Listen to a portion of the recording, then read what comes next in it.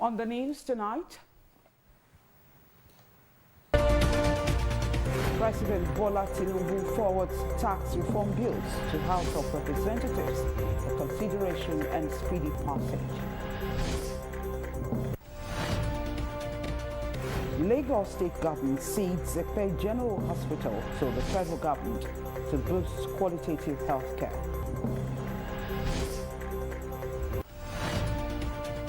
Another batch of 200 beneficiaries of the Sanwo-Olu Cares Social Intervention Program get checks from the Lagos State Government.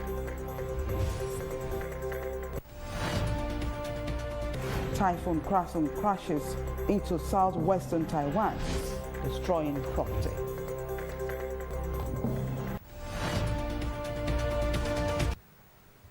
Join us for details in a moment.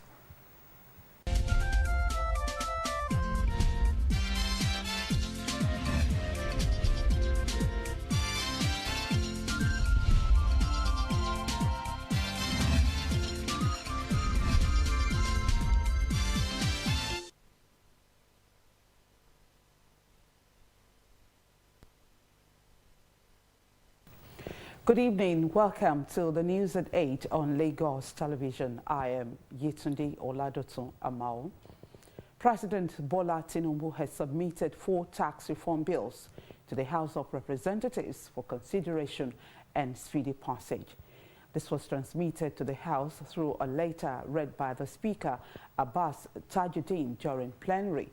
The bills include the Nigerian Tax Bill 2024, aimed at establishing the fiscal framework for taxation in the country, and the Tax Administration Bill, which seeks to provide a clear legal framework for taxes and to reduce disputes. Others include the Nigeria Revenue Service Establishment Bill, which will repeal the existing Federal Inland Revenue Service Act and create the Nigeria Revenue Service, while the Joint Revenue Board Establishment Bill proposes the creation of a tax tribunal and a tax ombudsman. President Tinubu emphasized that these bills are designed to strengthen the country's fiscal institutions and align with government's goals. The Ekpe General Hospital is now a federal medical center after the Lagos and federal government signed a memorandum of understanding ceding the secondary hospital to the federal government. The official engagement took place at the 2024 Lagos Trauma Conference. Aditola Kayode reports. Governor Babajide Sanwo-Olu and the Minister of State for Health, Dr. Tunji Alausa, signing the Memorandum of Understanding for the transfer of Ekpe General Hospital to the federal government. This act has automatically converted the Ekpe General Hospital into the Federal Medical Center, Ekpe. The Minister of State for Health, Dr. Tunji Alausa, says, aside improving access to advanced medical care for the people of Ekpe and its environs, the federal government will be setting up a school of nursing and the Federal College of Complementary and Alternate Medicine. The takeoff of the FMC Ekpe will further enhance the provision of specialized health care amongst others that will include pediatric care, including a neonatal intensive care unit being added to the hospital, medical intensive care unit, advanced surgical care, including open heart surgeries and a cardiac catheterization lab, advanced obstetric and gynecology care for high-risk pregnancy and gynae cases. All these services and more will be available within the next 2 years that the federal government has taken over this hospital. The fact that we as a state have built a Ekpe General Hospital, and we now have the unique opportunity of the federal government planning to take it over and turn it to a Federal Medical Center. What it means is that a lot more investment will be going into that facility, a lot more investment in terms of care, critical care and rest is going into that facility. And so, Honorable Minister, I want to thank you very much.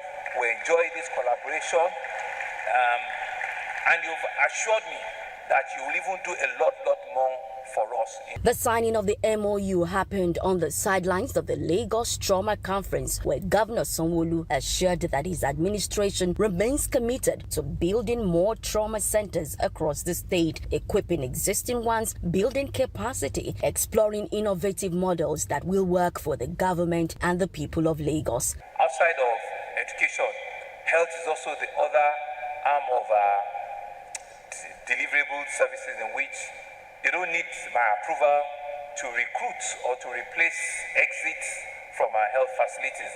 The Health Service Commission have an automatic replacement mechanism in place to ensure that doctors, nurses, and other health practitioners or professionals, once they exit the system for whatever reason, they have my approval, in place to conduct interviews and to ensure that, the gaps are not left, for such a long time before they are replaced. I believe that a well-trained and highly motivated health force is essential at delivering quality trauma care. We also believe that a cornerstone of our health care reform is therefore... Mr. Governor assured the people that huge investments, teamwork, shaping and reshaping the future of healthcare in Lagos will remain his priority because Lagos has to thrive. Adetola Kayode, OTV News. Governor Sanwo-Olu was also at the ceremony commemorating the 60th anniversary of the Faculty of Engineering, University of Lagos. Adetola Kayode again reports. Governor Babajide Sanwo-Olu chaired the 60th anniversary celebration of his faculty alma mater, the University of Lagos Faculty of Engineering, where he urged everyone, both old and current students of engineering, to continue to play their part, not just only for the development of the faculty in school, but also for the country at large. He said the country tends to benefit a great deal when people give back to the society that made them. Able to reverse all of the issues around our people traveling abroad on medical tourism and on medical issues. And so you can see that as a government, our government in Lagos is committed to ensuring that tertiary education remains relevant and has a pride of place. The governor, who also highlighted how he is playing his role by shoring up the number of tertiary institutions in this state, tasked stakeholders to ensure students get more on-site experience, technology plus handy skills, and not just theoretical teachings. What opportunity has God bequeathed to us, and how well are we sharing in those opportunities? How well can we use what God has given to us to attract IT students to have a feel of not only what they are being taught in lab, but to have a real feel of it on site. As a government, we continue to say that all of the things that we're building, the rail, the road, the bridges, we must continue to ensure that our students are part of it. Let us seize that opportunity. Let us be able to handhold them and ensure that their future is certain and is guaranteed.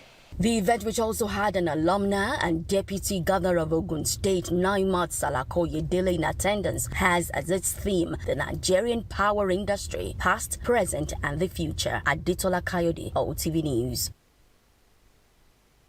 The Lagos State government says it will ban single-use plastics by January 2025. Commissioner for the Environment and Water Resources, Tokunbo Wahab, who disclosed this at a stakeholders workshop on the implementation of the ban on styrofoam and single-use plastic, says the state government will fashion out the necessary steps and strategies to implement and sustain the ban. Environment correspondent Bukola Teloko reports. Earlier in the year, the Lagos State government banned the use of styrofoam packs. This was born out of the government's commitment to protect the environment and public health. Following the ban, the Lagos State government seized and destroyed thousands of styrofoam packs across various locations. Come January 2025, the state government says it will go a step further by banning all single-use plastics. Hence, the stakeholders workshop on the effective implementation of the law. We don't ban the styrofoam. People will not see that there are other doors that are opened. They will continue to stick to that, that item that is harmful to the health of the public. Single-use plastic is just one. You use it when you dispose it. It's not designed for you to use it again. Sachet water is one of it. And scientifically, there are biodegradable alternatives coming on now. So we need to look at all of those options, and they too must be ready to move. You don't have to be afraid of change. The level of success of this styrofoam ban, first of all, is appreciable, and it's on a continual basis, and it's been very successful, and we're still talking to people at the same time, apprehending them on the issue of educating them and making sure that it's not just punitive. It's about creating incentives around it. Stakeholders say the ban on all single-use plastics is a right decision to protect the environment. However, they ask the government to provide support to cushion the effect of the ban and also research into alternatives. The Manufacturers Association of Nigeria sincerely appreciates the Lagos State government for the steps they are taking to keep our environment clean, and that's a way of ensuring the health of every citizen in Lagos State. I did a little survey in the market, and I asked about the ban on plastic bags, plastic nylons. A good number of them, it will affect their sales, because at the moment they do not have any other alternative for packaging of, food commodities in the market. I'm not talking about the supermarket, I'm talking about the open market. So how are we going to sensitize them? If there can be like an incentive for organizations that, are driving compliance, frequent stakeholders engagement like this, they can sensitize the public, and then, they don't even need to enforce again. People by themselves will start complying, and they would know the dangers of using all these styrofoam and single-use plastics. For the state government, there is no backing down on the ban, as all measures have been put in place to ensure its enforcement, with the goal of keeping Lagos clean and healthy. Bukola Taylor Cole, LTV News. Another batch of over 200 beneficiaries of the Sanwo-Olu Care Social Intervention Program have been presented with checks. Special Advisor to the Governor on Political, Legislative and Civic Engagement, Tajuddin Afolabi, says the initiative would address the needs of vulnerable Lagosians and provide adequate support to ease the economic hardship in the country. We have details in this report compiled by Jamiu Shonubi. As part of efforts in cushioning the current economic hardship in the country, the Lagos State government, through the Office of Political, Legislative and Civic Engagement, is implementing the Themes Plus agenda of the Sanwo-Olu administration. At this checks presentation ceremony to over 200 beneficiaries, Special Advisor to the Governor on Political, Legislative and Civic Engagement, Tajuddin Afolabi, highlights the importance of the initiative. He says the program is designed to address the needs of Lagosians in difficult times. Some years back, the governor said he wants to alleviate the problem, the suffering of Lagosians. And there is this program that we call Sanwo-Olu Cares, Sanwo-Olu Listings. And under that program, we have, one of it is the financial assistance to the citizenry of Lagos State. Tell people if we are in need of anything socially, educationally, health-wise, what you think will benefit you, that you are lacking of, we ask them to write to us here. The beneficiaries expressed gratitude, noting that the financial support would help them sustain their livelihoods amidst the current economic challenges. I don't know much about the program, but what I this is just to take care of my health, and it will help us a lot now. The money is okay. We use it, we manage to do whatever we want to do. I'm using it to add up my business, so I think it will go a long way. All I have to say is to thank the government for helping the people of Lagos State. So we really appreciate him. So excited. because it's not easy, even for me to move around. Even to eat is very difficult. But for help of Lagos State, I'll be so very happy to stand on my own. The prerequisites of their letters are: 1, you write a letter of financial assistance. Which letters are written, we expect the proponent to include the LASRA. Is a proviso, it's a prerequisite to that letter being approved. Evidence to show that you live in Lagos State. Then you attach your N9 and N2. Aside from that, you must affix your photograph. And at the end of that letter, you must put your phone number so that we know who to connect. The Sanwo-Olu Cares program remains a critical component of the state government's broader efforts to cushion the effects of inflation and economic strain while reinforcing its commitment to social welfare and development. Lagos residents have expressed appreciation to the state government for making the red train line available to ease transportation challenges. The excitement was expressed on board the red train during a test ride in Lagos. Our transport correspondent, Joshua Muraknyo, tells us more. This is Ikeja train terminal. It is located in the heart of Ikeja.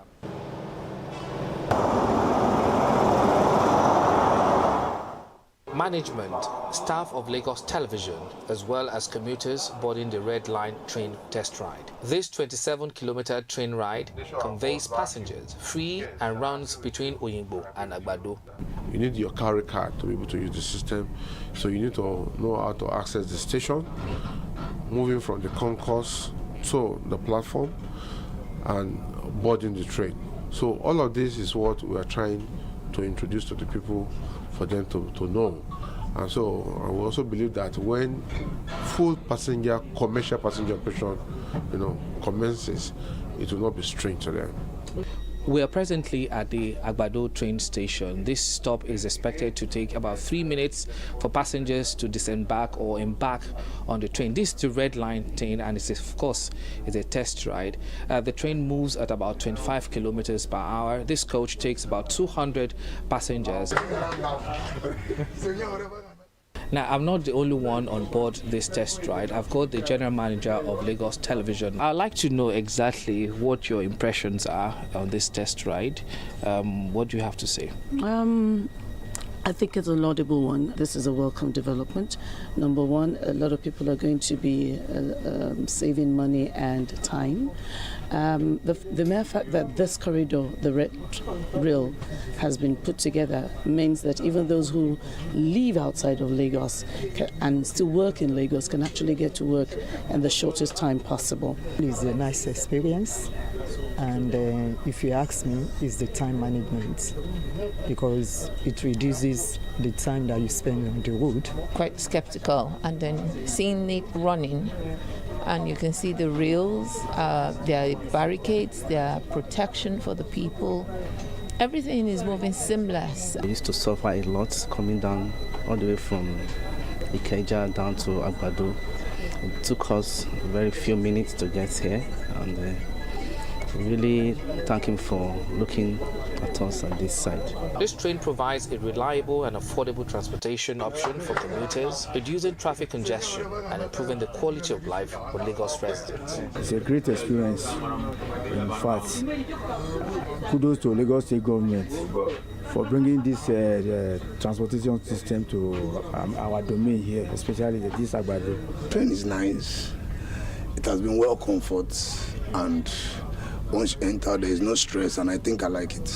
When you come on the train, we don't want the train littered, and so that's why we will not encourage people drinking and eating on the train, because in the process of drinking, you could spill your drink on the floor, and someone could slip and fall. So we don't want that to happen.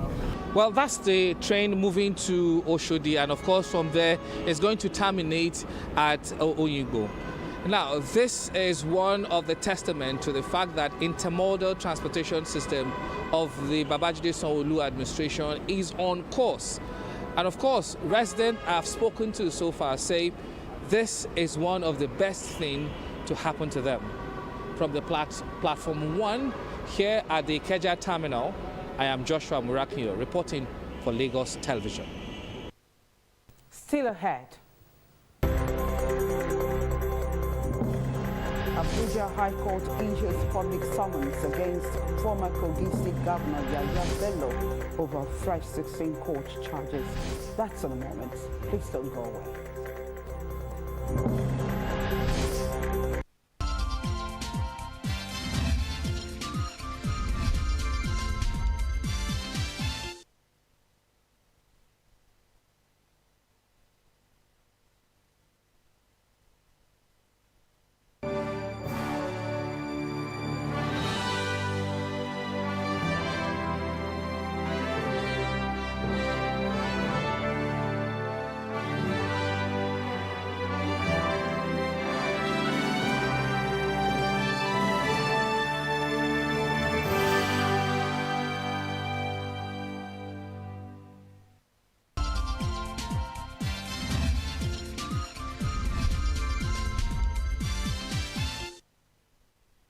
The youths in Ekpe have been asked to embrace education, positive thinking and personal advancement during an interactive dialogue on issues of national interest.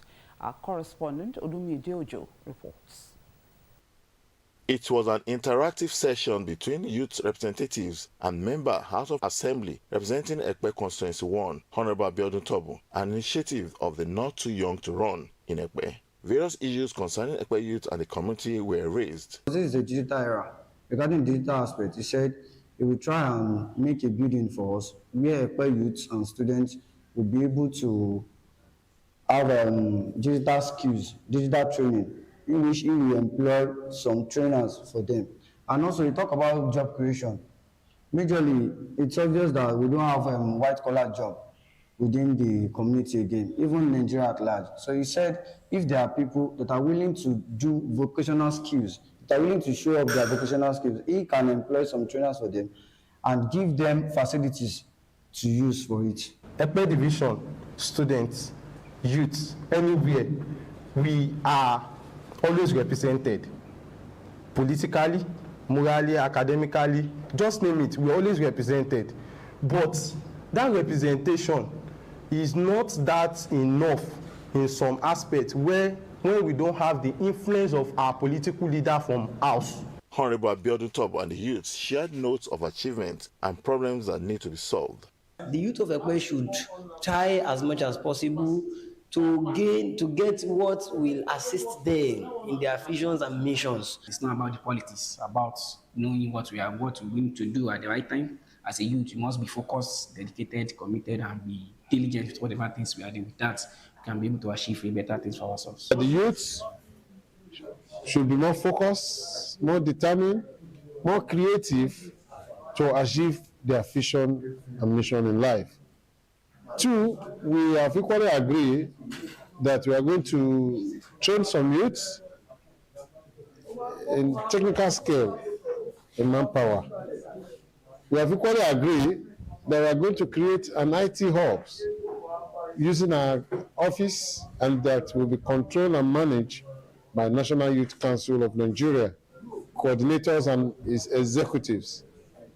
And we've equally agreed that we shall be having a regular interface with the youths in the community. The interactive session forged a cordial understanding between the youths and their representative in the state legislative arm, with promises of continued interaction between the youths and the political leadership of Ekpe. Olumide Ojo, LTV News. Justice Marian Anene of the Abuja High Court has issued a public summons against the immediate past governor of Kogi State, Yahaya Bello, to attend court in answer to a fresh 16 count pending allegations against him on October 24. Justice Anene issued the order for public summons following an application by the Economic and Financial Crimes Commission. Justice Aneni ordered the EFCC to publish the public summons in a widely circulating newspaper and paste copies of the public summons at Bello's last known address and in conspicuous places on court premises. The EFCC had claimed that it had been unable to serve Bello with a charge filed on September 24, where the ex-governor and 2 others were charged with criminal breach of trust to the tune of 110.4 billion naira. The 2 defendants in the charge are Umar Oricha and Abdusalam Hudo. Justice Ivanos Orije of the Federal Capital Territory High Court has granted former governor of Taraba State, Darius Ishaku, 150 million naira bail and 2 sureties in like sum. Justice RJ says the 2 sureties must be residents in the Federal Capital Territory, Abuja, with their house addresses verified by the registrar of the court, adding that one of them must be a director with the Federal Civil Service.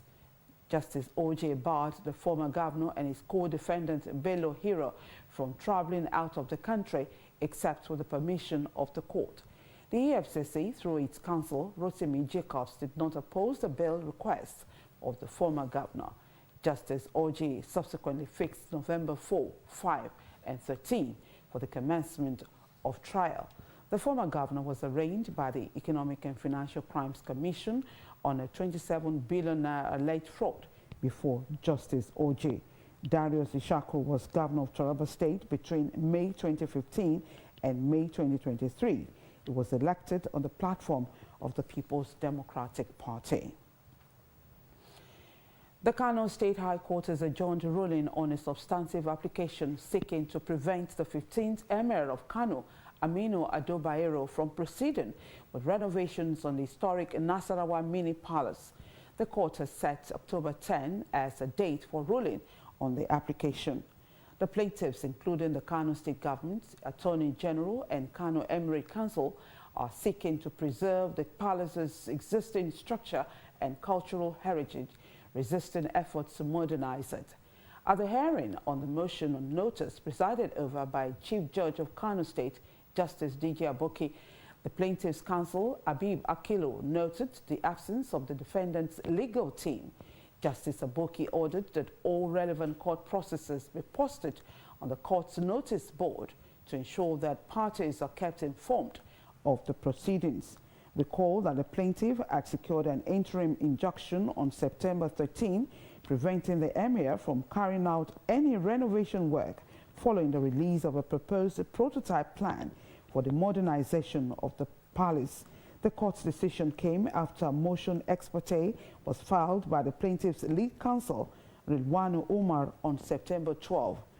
In a 33-paragraph affidavit supporting the motion, deposed by Matawalin Kano, Ibrahim Ahmed, the plaintiffs argued that any change to the palace would damage its historical value and cultural significance. Justice Evelyn Maha of the Federal High Court in Abuja has issued an order barring the Vehicle Inspection Office from stopping vehicles on the road, impounding or confiscating vehicles and imposing fines on motorists. The Director of Road Transport, Area Commander Jabi, and the team leader Jabi, the Minister of Federal Capital Territory, were also listed as respondents. Justice Maha issued the order on a fundamental rights enforcement suit filed by human rights activist and public interest attorney Abubakar Marshall. Justice Maha held Marshall's argument that no law empowers the respondents to stop, impound, confiscate, seize or impose fines on motorists. Justice Maha ordered a perpetual injunction restraining the respondents from further violating the rights of Nigerians to freedom of movement, presumption of innocence and rights to own property without lawful justification. The Lagos State Police Command has continuously received support from well-meaning Nigerians towards adequately policing the state. One of such efforts is the donation of utility vehicles. Ekpe Bureau Chief Olumide Ojo reports. In this challenging time of insecurity in the country, all hands are expected to be on deck in complementing the various efforts of government at different levels in ensuring the security of lives and property. Here in Lagos, a chieftain of the ruling party and a member of the Green Chamber of the National Assembly is not leaving the security of Lagosians alone to Governor Babajide Sanwo-Olu, who is the chief security officer of the state. And the needs of our people is more of security. When you have security, their businesses, their lifestyle can be smooth. And so the only way I can support them through my representation in the office and of course my budgetary process is whatever funds that is allocated to my constituency, I spread it according to the needs of the people, and security happens to be one of them. His recent intervention was the presentation of patrol vehicles to security agencies in the Ikeja Federal Constituency, citing security as an important component of economic prosperity.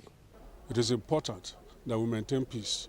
When there is peace, when they have vehicles to move about, you won't see any crisis. For quite some time now, Ikeja has been very, very peaceful. And it's not because of any other things, because they are empowered to do their job.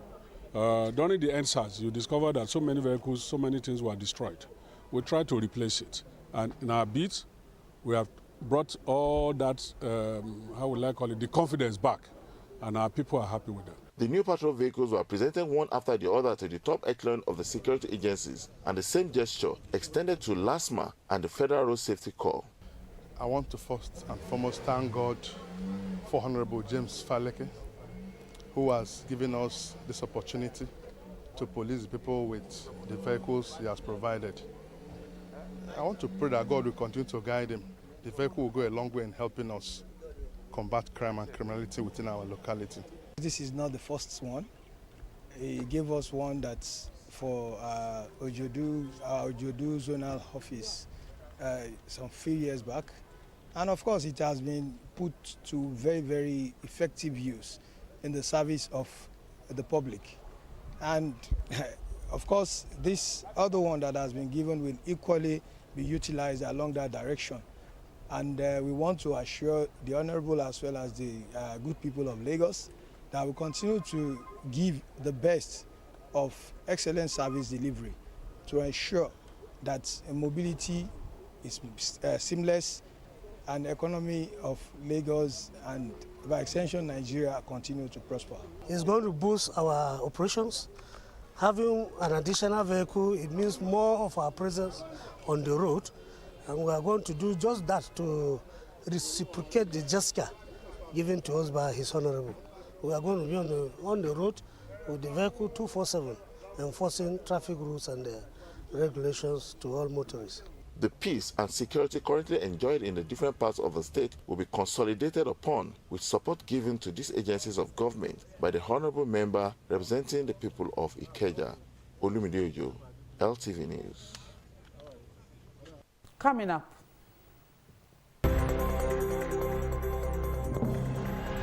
federal government to begin $750 million World Bank electrification project for 17.5 million Nigerians. That's some business news. Join us again.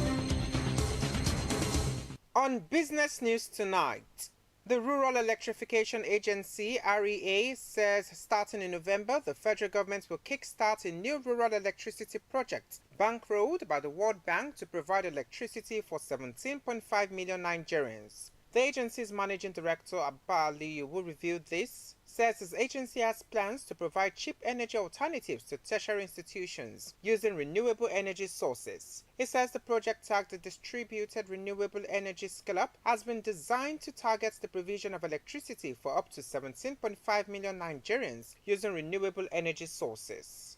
He adds that apart from India, which has moved many unelectrified people to have electricity access, there's no other country that has an ambitious project like this, as Nigeria is becoming a pace-setter in electricity distribution. International shipping transports more than 80% of global trade to peoples and communities all over the world. Shipping is the most efficient and cost-effective method of international transportation for most goods. And these conditions just demonstrates the effectiveness of the work of the organization. When you have state-of-the-art ships like the icebreaker Polaris assisting day in and day out the other vessels that need to provide and support that delivery of goods for you, for me, and from everyone in this planet. This year's theme, Navigating the Future, Safety First, reflect the International Maritime Organization's work to enhance maritime safety and security. Right now, in the Bay of Bothnia, in the middle of winter, in Finland. And this just demonstrates all the work that the International Maritime Organization carries out on a daily basis in order to guarantee the safety of ships around the world. The theme also links to the UN 2030 Agenda for Sustainable Development and Sustainable Development Goals. Promotion of sustainable shipping and sustainable maritime development is one of the major priorities of IMO in the coming years. Therefore, energy efficiency, new technology and innovation, maritime education and training, maritime security, maritime traffic management and the development of the maritime infrastructure, the development and implementation of global standards covering these and other issues will underpin IMO's commitment to provide the institutional framework necessary for a green and sustainable global maritime transportation system. Joshua Murakio, LTV News, Lagos.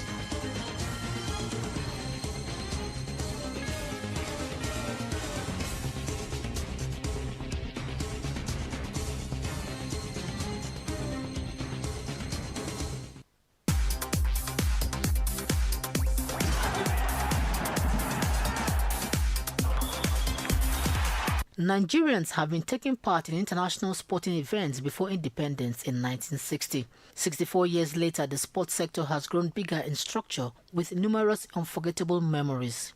Cricket has given Nigeria something to cheer about thanks to the women's under-19 team, the Gino Yellow Greens, who clinched the tickets in Rwanda on Sunday, although their final clash against Zimbabwe was washed out by rain. The Nigerian girls were judged the best team in the qualifier, having gone through the group stages with a perfect record, including a one-wicket win against Zimbabwe. It's the second time Nigeria will be qualifying for any Cricket World Cup after the men's under-19 team achieved defeat in 2019. Team Nigeria's 7-medal haul at the Paris 2024 Paralympics might be the country's worst outing at the summer event, but the feats of the athletes stands as some of the best the country recorded in the last year.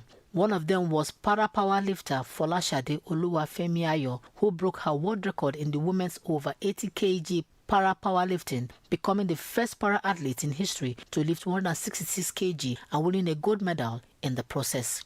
Para-badminton player Bolaji Eniola also became the first African player to win a badminton medal at either the Olympics or Paralympics. Nigeria won 2 gold, 3 silver and 2 bronze medals. UK-based Nigerian boxer Elizabeth Oshoba became the first female Nigerian boxer to win a world title, a feat she achieved by knocking out Italy's Michaela Braga 6-0-1 in round 10 of their bout at the Royal Arena in Copenhagen, Denmark on Saturday, January 13, to become the new WBC silver featherweight champion. It was Oshoba's 4th career knockout victory as she handed Braga her first ever pro defeat, while she extended her perfect record in the pros to 7 straight wins. Dubbed the incoming African Player of the year, Atlanta forward Ademola Lookman wormed his way into the hearts of Nigerians with his performance at the 2023 African Cup of Nations in Cote d'Ivoire earlier this year, where he scored 3 goals to power Nigeria to a second-place finish. His individual brilliance also earned Atlanta their first European title, as he scored a historic hat-trick in their 3-0 win over Bayern Leverkusen in the 2024 Europa League final. The 26-year-old ended the season with 16 goals plus 9 assists in all competitions. For the first time since Kanu Nwankwo and Mercy Akide in 1999, Nigeria produced the Men and Women's African Player of the Year award winner in December 2023 as Victor Osimhen and Assistant Oshuala were crowned in Marrakesh, Morocco. Oshuala's award was a record-extending 6th crown, while Osimhen ended Nigeria's 24-year wait for the men's prize. Nigeria's first AFCON was in 1963, 3 years after independence. Earlier this year, Super Eagles, led by Portuguese coach Jose Pizarro, finished second at the tournament in Cote d'Ivoire, being the 5th time the country will emerge as runners-up. They were beaten by host Cote d'Ivoire 2-1 in the final after a turgid run through the tournament. Vice-captain and defender William Troost-Ekong was also named the player of the tournament after scoring 3 goals, including 1 in the final. The country's 88-man contingent to Paris 2024 Olympic Games failed to win any medal. It was the 8th time in the country's Olympic history, which began in Helsinki in 1952 before independence. Although Nigeria started competing at the Games before independence in 1960, the country did not win its first medal until Tokyo in 1964. Nigerian sports also hit a new low at the 2024 Olympics in Paris when sprinter Favour Ofili cried out over being omitted from the women's 100 meters event despite qualifying. It was a second blow the country was dealing on the sprinter, having previously been denied the opportunity to compete at the 2020 Games in Tokyo due to missing out on pre-competition tests. Minister of Sports Development John Eno has set up an investigative panel to unravel the causes of Ofili's omission in Paris, among other issues that rocked the country's participation in the Games. There's only one approved stadium that can host CAF matches in Nigeria, despite the presence of stadiums in almost every city in Nigeria. The Godswill Akpabio Stadium in Oyo, which serves as the home of the Super Eagles, is the only approved stadium by CAF to host matches. While other facilities, including the National Stadium in Surulere, rot away, the country hosted 2 FIFA tournaments in 1999 and 2009, with the stadiums merely serving as venues for clubs. With 5 FIFA Under-17 World Cups, Nigeria is the most successful country at that level, but has failed to make any impact in the competition since 2017, when they failed to qualify. Since 1960, there has been a long list of Nigerian athletes who have been banned for one doping violation or another, and that number increased in late 2023 and earlier this year. Nigeria sprinter Divine Oduduru and boxer Cynthia Ogunsemelore came under the hammer of different bodies for being involved with performance enhancers. In football, Inter Miami forward Lionel Messi scored twice in a 3-2 win against Columbus Crew to help the club to win the MLS Supporters' Shield for the first time. The Argentina playmaker opened the scoring with a close-range finish and doubled the away side's lead in first-half stoppage time with a sublime free kick. Miami's victory means the club will finish top of the table and have won the Supporters' Shield, which is given to the MLS club with the best regular season record for the first time since they debuted in 2020.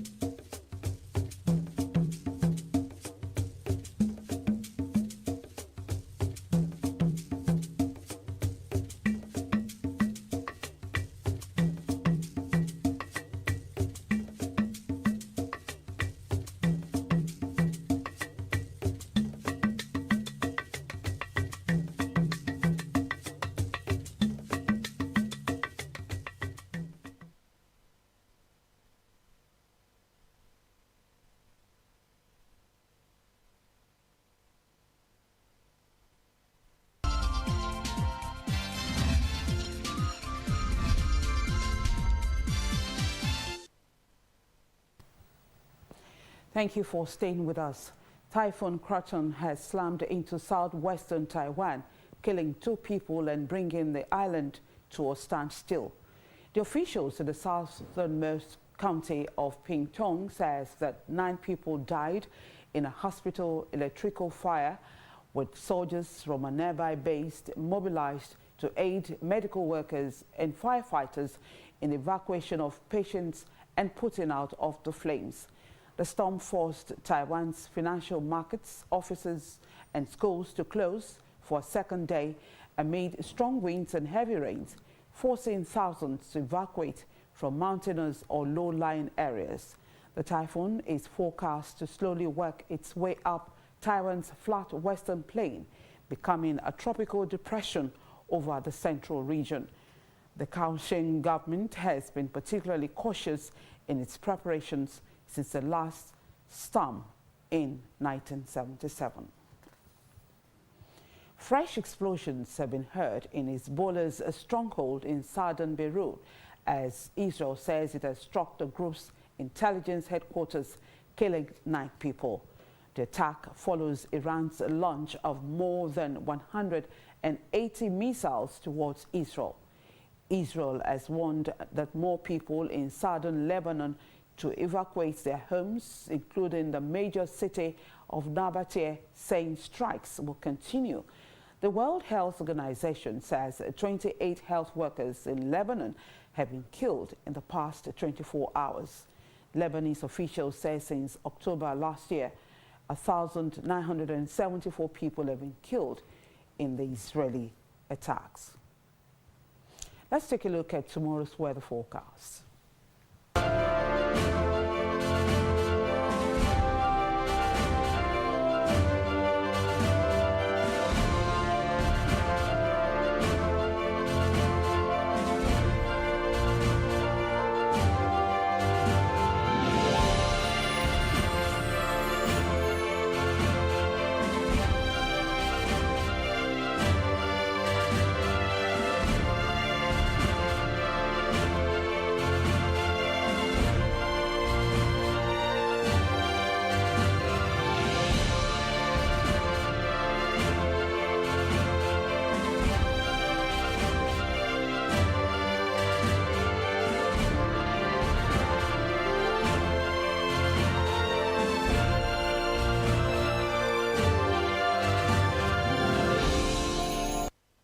Before we end the news tonight, a quick reminder of our top stories.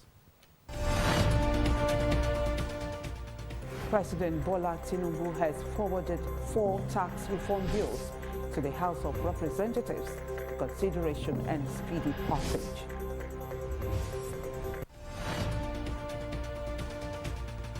The Lagos State government has signed a memorandum of understanding to cede the Ekpe General Hospital to the federal government and make it a federal medical center.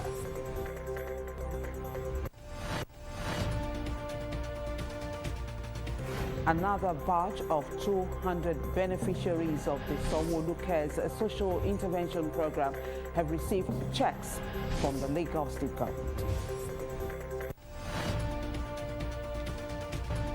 We also told you that Typhoon Kraton has crashed into southwestern Taiwan, destroying property.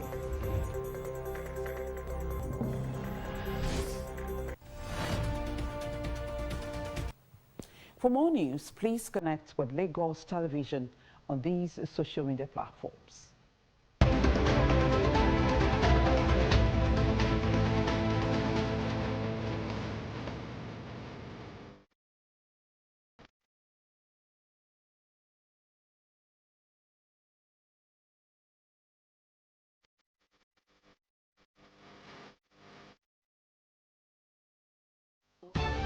Peace begins with tolerance and respect for everyone.